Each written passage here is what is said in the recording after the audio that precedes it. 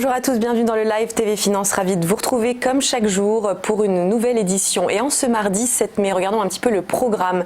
Dans l'entreprise du jour, on va recevoir Edouard Delgado, cofondateur d'Indemniflight, une plateforme en ligne qui vous permet de demander une indemnisation en cas de vol retardé ou annulé. Procédure bien souvent longue et fastidieuse si on décide de le faire soi-même. Puis on suivra l'ouverture de la Bourse de Paris à 9h avec Bernard Prats-Desclos, trader pour compte propre, qui décryptera dans la foulée les market movers. Et puis dans notre rubrique Parole de dirigeant, première partie, vous allez avoir envie d'aller en vacances car nous recevrons Raphaël Douté, fondatrice et CEO de Ride and Dream, une agence événementielle spécialisée dans le kitesurf. De belles images nous attendent tout à l'heure. Et en seconde partie, d'autres belles images avec Rémi Thébault, CEO de Mikes, l'application guide pour les randonneurs lancée en 2015 et qui développe aujourd'hui son activité pour les professionnels du tourisme. Mais avant, on regarde un peu ce qui s'est passé dans l'actualité ces dernières heures et on peut dire que les menaces de Donald Trump envers Pékin dimanche n'ont fait que déterrer la hache de guerre que l'on pensait bien enfouie en vue d'un prochain accord. En annonçant la hausse de 25% sur la taxation des importations chinoises, le président américain a poussé les investisseurs à se diriger vers les obligations d'État et la dette souveraine de la Chine. Ce rebondissement a logiquement favorisé les actifs sûrs. Au premier rang de ces valeurs refuges, les treasuries américains à 10 ans, dont le taux perdait 5 points de base en cours de séance lundi, et les obligations d'État allemandes dont le rendement s'est détendu de 3 points de base.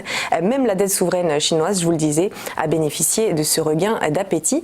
Tout cela risque toutefois de stopper net le fort rallye que connaissent depuis le début de l'année les obligations asiatiques libellées en dollars. Feuilleton à suivre donc concernant la guerre commerciale. On a appris que le gouvernement chinois maintenait l'envoi d'une délégation à Washington pour une énième réunion de négociation.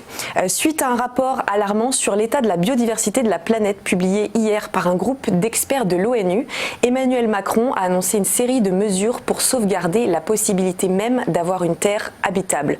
Contre le gaspillage alimentaire, le président a évoqué un effort au niveau des écoles, des restaurateurs et des distributeurs. Il souhaite aussi un changement dans nos modèles de production en citant l'exemple du glyphosate, répétant que la France souhaitait mettre fin à son usage dans 3 ans. Et puis aussi dans ses objectifs, une revue des aides fiscales et budgétaires.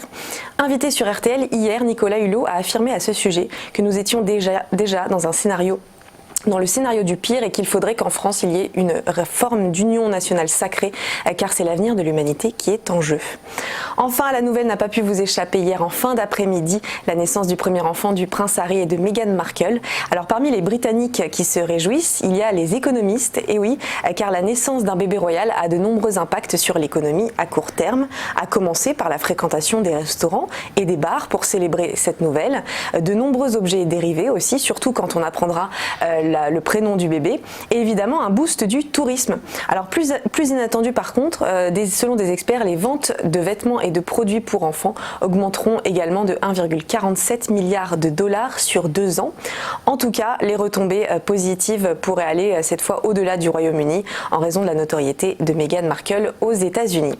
Petit point sur la bourse de Paris avec le CAC 40 qui a terminé hier en baisse de moins 1,18% à 5 483,52 points. C'était le cas aussi pour la majorité des indices internationaux. On a remarqué notamment le Dow Jones moins 0,25% à 26 438,48 points, le DAX moins 1,01% à 12 286,88 points ou encore le Nikkei moins 1,15% à 22 003,02 points. A tout de suite pour notre première interview.